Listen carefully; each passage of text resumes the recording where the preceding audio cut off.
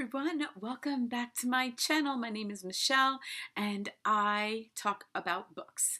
And today we're going to be talking about this book right here, Can't Hurt Me by David Goggins. And we are doing this book chapter by chapter, so you can go on my page and see that I've done every chapter. We are doing chapter 5 today, and I am so excited because this is an amazing chapter. Oh my God, I can't wait to talk about this chapter. When I was reading it this morning, I was like, this is so perfect. Ah, he is amazing. And the reason I'm doing it like this is to encourage you to read the book. I'm going chapter by chapter to talk about the challenges he gives at the end, but my ultimate goal is to get you to read the book. Link will be listed below. So here we go, chapter 5, and it is called Armored Mind. And this chapter about your mind was so amazing. I wish I had his mind, but he tries to get us to see things the way he does. So I'm going to read this one part and you're going to be seeing it up on the screen, okay? It says, "Time stood still as I realized for the first time that I had always looked at my entire life, everything I'd been through, from the wrong perspective. Yes, all the abuse I'd experienced and the negativity I had to push through challenged me to the core. But in that moment, I stopped seeing myself as the victim of bad circumstance and saw my life as the ultimate training ground instead." And I loved that so much because, I mean, we have to think anyway, right? So why look at ourselves as victims? Why not look at how powerful we are, right? And that everything that happened to us wasn't bad. What if it was good? I used to always do that though, like just on my own growing up. I would just flip things. Be like, oh, this seems really horrible. Oh, what if it's not horrible? What if it's the best thing? I used to say that to myself and not even knowing, like not even realizing it was a thing. But he asks in these challenges, okay, there are 3 questions. So I'm going to go through them and I'm going to answer them because he was really vulnerable in answering the questions himself. So I want to be really vulnerable and I want you guys to do it. So I'm kind of encouraged by telling you stuff is not to like tell you bad things just for no sake at all. It's to tell you this is how honest you have to be with yourself. Okay. So his first question is, why are you doing this? Whatever it is that you're challenged for, against, fitness, diet, uh, job, anything that you're doing, why are you doing this? Well, I'm going to use my YouTube channel. Why am I doing it? Because I love books, because I've loved books my entire life, because I love authors and I want to spread that love. That's why.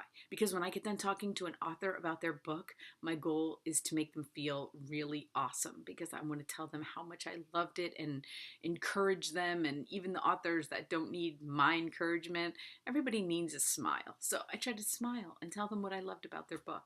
That's why I do this. And, we could throw in that I could make this popular one day. That would be fun too. I do want to do this. And that's another reason why I really and don't be like, I shouldn't feel bad that I want this to be popular. I shouldn't feel bad that I want it to be successful, because another reason why I'm doing this is to show my children that you can do things. You can do things that people laughed at me when I said I was going to do this, okay? They were like, you can't do that. You are too old to have a YouTube channel. That's for kids. Only kids watch YouTube channels. This is my 3rd year. In 2 days, this will be my 3rd year doing this. And I wake up excited every single day. It hasn't gone away. So that's proof to me that this is what I need to be doing. But also, that's why I want to show them, you stick to it. You don't give up. You don't say, okay, if it doesn't make it by the end of this month, I'm done, it's over, or by the end of this year. No, you just keep at it. And I get better. And I know what books are better. And I'm learning so much. So anyway, that was question 1. Question number 2, what is driving you toward this achievement? My children. That's it. They are my drive, because I think the only way you can teach your children things is by doing it. And so that's my drive. I want to show them that they can do anything they want. It doesn't matter if they want to have a YouTube channel, they can do it. Probably not that, but you know, whatever they want to do, I don't care. I want to show them that they can. Don't give up. Don't give up. Keep going. That's what I want. Okay. And the last question, what has calloused your mind? Well, it's interesting because this question, he kind of goes into it a little bit more in the chapter. Okay. And I think that, you know, okay, growing up abused, I don't know how much that calloused it. I was young. Sometimes I was afraid of my dad. A lot of times it empowered me. A lot of times if I survived something, you know, with him and I got to like another step, I would kind of look at him like, you didn't break me yet. I don't know. It was weird. It was kind of empowering too. But I do. He said to in the chapter, he says to look at something in your life where you had to, like, you had to really pick yourself up, right? And so I was thinking of this one thing, and you know, and I'm not telling you these stories so you can say, "Oh my God, that's so horrible." I'm telling you this because he told me his, and I'm going to tell you mine. Okay. I was pregnant with my first son, with my first child, my first baby, and I was in California. My husband at the time was a Marine, and we were living on a Marine base, and I got pregnant right away. We got married, I got pregnant. And so he kept getting sent away. He would go for weekends away, and that was his job. And a lot of times it was to Vegas.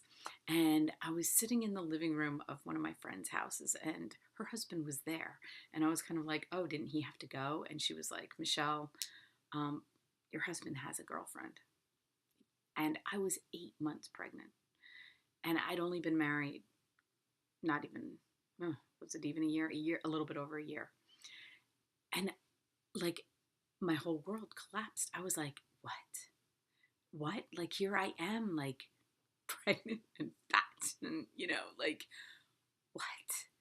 So I went home, and I didn't have many friends, and my family was in Pennsylvania. I was in California.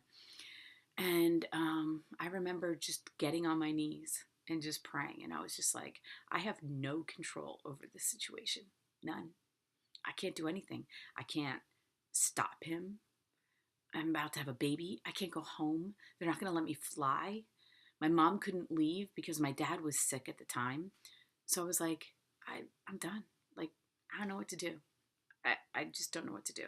And a little bit after that, a girlfriend, a woman, an older woman called me that I worked with. She wasn't really a friend. And I kind of just bared my soul to this woman. I don't know why. She called to see how I was feeling. And she got all this crap thrown at her.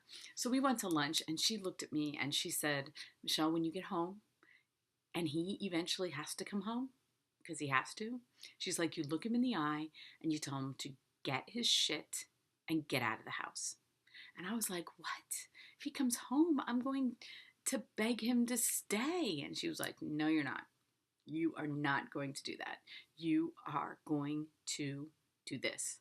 And I promise you that whether this fixes your marriage or it makes it fall apart, you will feel better about it because it's your decision. And right then I was like, this is my decision. Like, I was thinking he got to decide whether he wanted to be with me. I never really thought that I got to decide, right?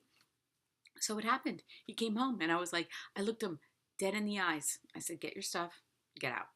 And he was like, what? Like, I know, gig is up. I know what's going on. Get your stuff and get out. And long story short, he didn't.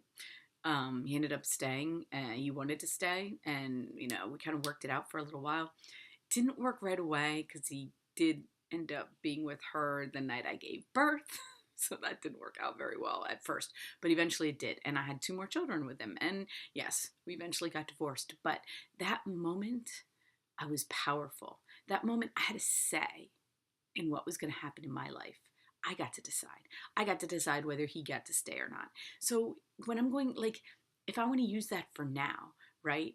Like, I get to decide. if I'm going to keep doing videos. Like, even if 5 people watch a video, I still get to make that decision on what video I want to make, and not go after like, oh, well, people are talking about this book, you got to talk about this book. And I'm like, but I read this book and this book is really, really good. And I want to tell you about this one. Like, that's my decision. And that kind of went dark. That's weird. That doesn't really happen. I'm talking too much. So anyway, that it's powerful. You got to make yourself feel powerful. Just flip it. Whatever you don't feel in control of, flip your mindset, and then you can feel in control. Okay. I'm going to read one more part here, and then I'm going to wrap this up. Okay. Because it's been a while. So you'll see this up on the screen. Remember, visualization will never compensate for work undone. You cannot visualize lies. All the strategies I'm employed to answer the simple questions and win the mind game are only effective because I put work in. It's a lot more than mind over matter. It takes relentless self-discipline to schedule suffering into your day every day. But if you do, you'll find that at the end of that suffering is a whole other life just waiting for you. And that's the thing. It's like, I could just give this up. I could be like, oh, I don't have 1 million viewers yet. I'm going on my 3rd year. Where are they? I don't have it. I could just give it up. Or I could just do it day after day after day. Wake up, do another one. Wake up, do another one. Wake up, read. Wake up, talk to another author. Whatever it is you're doing, you got to put the work in. Visualizing, going through these exercises and visualizing your answers is good. But like you said, you got to put the work. You got to do the work.